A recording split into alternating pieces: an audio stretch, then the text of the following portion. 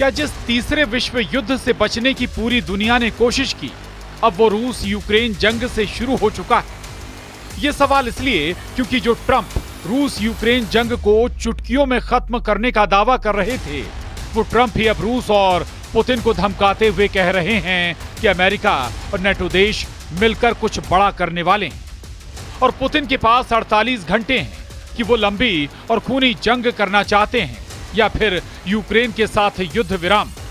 हम आपको दिखाने जा रहे हैं कि कैसे रूस से जंग के लिए एस्टोनिया में जबरदस्त तैयारियां चल रही हैं, जबकि पोलैंड, जर्मनी, फ्रांस और ब्रिटेन रूस के खिलाफ खुलकर जंग का ऐलान करने लगे हैं। फ्रांस ने डंके की चोट पर कह दिया है कि हम किसी भी कीमत पर यूक्रेन को हारते हुए नहीं देख सकते हैं, जबकि रूस ने ऐलान कर दिया है कि जब तक यूक्रेन में रूस का स्पेशल मिलिट्री ऑपरेशन पूरा नहीं हो जाता, तब तक रूस जंग नहीं रोकेगा। इधर रूस की तरफ से चीन ने ऐलान कर दिया है कि हम हारते हुए रूस को नहीं देख सकते हैं, जबकि दूसरी तरफ जंग की जबरदस्त तैयारी को लेकर रूस के विदेश मंत्री इस वक्त उत्तर कोरिया में मौजूद हैं और वहां के supreme leader Kim Jong Un से आगे की भीषण जंग को लेकर तैयारियों में जुटे। कुल मिलाकर रूस की तरफ से चीन, ईरान और उत्तर कोरिया जंग के मैदान में आर पार के मूड में आ चुके हैं और इधर अमेरिका अब मजबूर हो गया है कि अगर उसने यूक्रेन का जंग में खुलकर साथ नहीं दिया तो रूस के खौफनाक हमलों की वजह से पूरे यूक्रेन पर कब्जा हो जाएगा। रूस यूक्रेन युद्ध तीसरे विश्व युद्ध का कारण बन चुका है। अमेरिका ने घातक हथियार, मिसाइलें, ड्रोन और एयर डिफेंस सिस्टम यूक्रेन को देना शुरू कर दिए हैं। अब अमेरिका और रूस की आमने सामने की जंग तय हो चुकी है। उत्तर कोरिया में मौजूद रूस के विदेश मंत्री सर्गेई लावरोव ने जो तेवर दिखाए, वो साबित करते हैं कि जंग बेहद विनाशक होने जा रही है। जिस रफ्तार से इस वक्त रूसी सेना यूक्रेन के 5 प्रांतों यानी बड़े इलाकों पर अंधाधुंध हमले कर रही है, उससे साबित होता है कि रूस ने अपने स्पेशल मिलिट्री ऑपरेशन बेहद तेज कर दिए हैं। खासतौर से ट्रंप और पुतिन के बीच 60 मिनट तक फोन पर हुई लंबी बातचीत के बाद यूक्रेन पर हमलों में बेतहाशा तेजी देखी गई। हैरानी की बात तो यह है कि जो राष्ट्रपति ट्रंप यूक्रेन को हथियार देने से मना कर रहे थे, वो अब न सिर्फ यूक्रेन को हथियार देने के लिए उतावले हो गए हैं, बल्कि जरूरत पड़ने पर रूस से सीधी जंग करने का संकेत भी दे दिया है।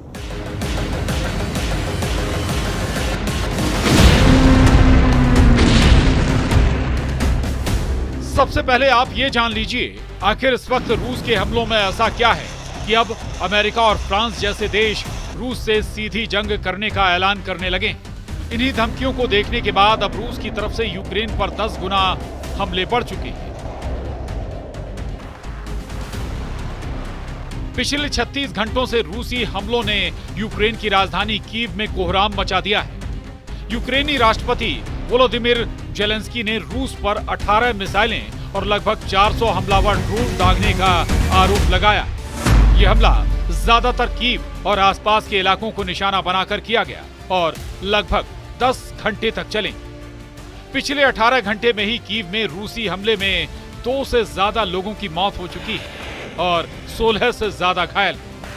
ये मौत का आंकड़ा भी इसलिए हैरान कर रहा है क्योंकि कीव को अमेरिका और यूरोप के एयर डिफेंस सिस्टम से मजबूत हवाई हमलों से सुरक्षा दी गई है, लेकिन उसके बावजूद लोग कीव में मारे जा रहे हैं। यह हमला रूस द्वारा युद्ध के अपने सबसे बड़े हवाई हमले के एक दिन बाद हुआ, जिसमें 728 ड्रोन और 13 मिसाइलें शामिल थी। 10 जुलाई को ही रूस के हमले में यूक्रेन के चेर्निहिव, सुमे, पोल्टावा, किरोवोग्राद और खार्किव क्षेत्र में भारी तबाही हुई।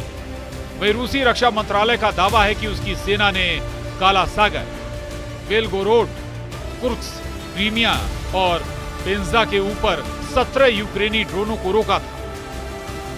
रूस पिछले 10 दिन से यूक्रेन पर बेहद तेज रफ्तार हमले कर रहा है। दावों के मुताबिक रूस इस वक्त ईरानी निर्मित शाहिद 136 ड्रोन, स्कंदर M मिसाइलों, सुखोई सीरीज के लड़ाकू विमानों, TU सीरीज के बम वर्षकों से बेहद सटीक हमले यूक्रेन पर कर रहा है। यूक्रेन का दावा है कि रूस ने नए इलाकों को इसलिए निशाना बनाना शुरू कर दिया है ताकि यूक्रेन की अग्रिम सुरक्षा पंक्ति को तोड़ा और भटकाया जा सके।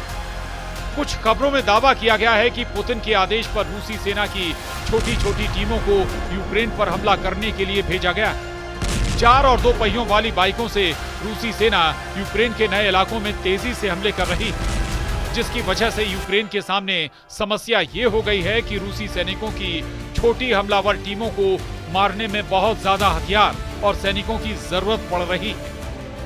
रूस की इसी खूनी रणनीति को देखते हुए अमेरिका और फ्रांस ही रूस से सीधी जंग की तैयारी में जुट चुके हैं और इसीलिए अमेरिका ने ऐलान कर दिया है कि उसने यूक्रेन को हथियार सप्लाई शुरू कर दी है, जिसे रोका गया था। अमेरिकी अधिकारियों ने रॉयटर्स और एसोसिएटेड प्रेस को बताया कि अमेरिका ने यूक्रेन को तोप खाने के गोले और मोबाइल रॉकेट आर्टिलरी मिसाइलों की आपूर्ति फिर से शुरू कर दी। डोनाल्ड ट्रंप ने दावा किया कि उन्हें नहीं पता कि पिछले हफ्ते शिपमेंट को रोकने का आदेश किसने दिया। अधिकारियों ने नाम ना छापने की शर्त पर बताया कि 155 मिलीमीटर आर्टिलरी गोले और GAML RS यानी मोबाइल रॉकेट आर्टिलरी मिसाइलें उपलब्ध कराई जा रही हैं। पिछले हफ्ते रोकी गई शिपमेंट में 30 पैट्रियट मिसाइलें, 8500 155 मिलीमीटर आर्टिलरी गोले, 250 से ज्यादा सटीक GML RS मिसाइलें और 142 हेल फायर हवा से सतह पर मार करने वाली मिसाइलें शामिल। हैरानी की बात तो यह है कि अमेरिका के राष्ट्रपति के आदेश नहीं देने पर भी यूक्रेन को हथियार सप्लाई किसने रोकी, इसका सही पता अभी तक नहीं चला है। फिलहाल यूक्रेन को हथियार सप्लाई शुरू हो गई है।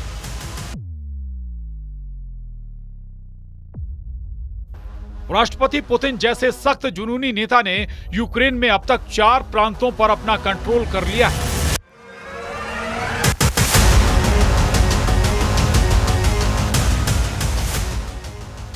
जबकि एक प्रांत पर कंट्रोल करने के करीब है।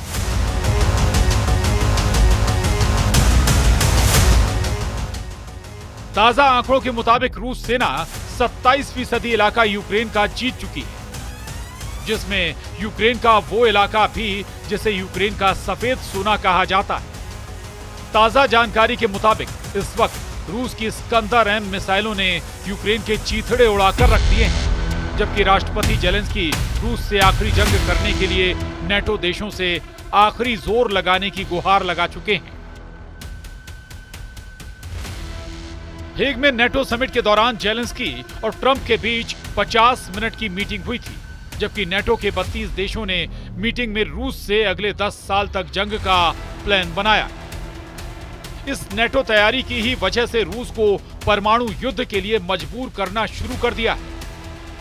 रूस के विदेश मंत्री सर्गेई लावरोव ने एटम बम से तीसरे विश्व युद्ध को लेकर जो प्रलयकारी चेतावनी दी है, रूसी विदेश मंत्री सर्गेई लावरोव ने एक नई चेतावनी जारी की है कि परमाणु प्रलय घड़ी आधी रात के करीब आ रही है और तीसरे विश्व युद्ध की आम चर्चा हो रही है। लावरोव ने दावा किया कि रूस ऐसी परमाणु तबाही से बचने के लिए काम कर रहा है और राष्ट्रपति डोनाल्ड ट्रंप की सामान्य बुद्धि की इसलिए प्रशंसा कर रहा है ताकि अमेरिका और नेटो परमाणु तबाही से बच सकें।